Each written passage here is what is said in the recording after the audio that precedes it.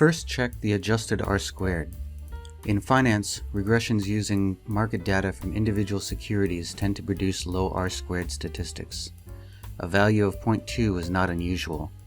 Likewise, high R-squared statistics over 0.9 are usually a sign that the data are not aligned correctly.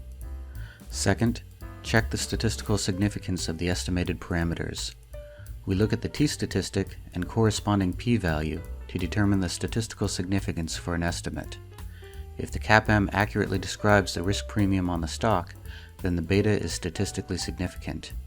Here the p-value is below 0.05, so we can treat the estimated beta as different from 0. Now we can interpret the economic significance of beta. The beta of the market is always 1. Higher beta does not necessarily mean higher volatility.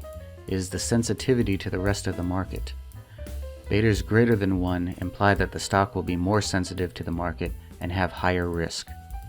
To compensate for higher risk, investors should receive a higher return. In this case, the beta is 1.24, so we should expect a higher return than the market.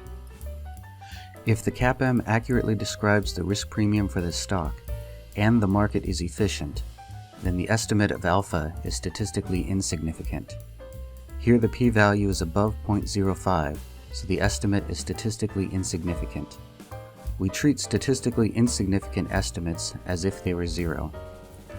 If the alpha was statistically significant, we would interpret the alpha as the added return after accounting for risk. A negative alpha would mean that the investor is getting a lower return for a relatively high risk. A positive alpha would mean that the investor is getting a high return for relatively less risk.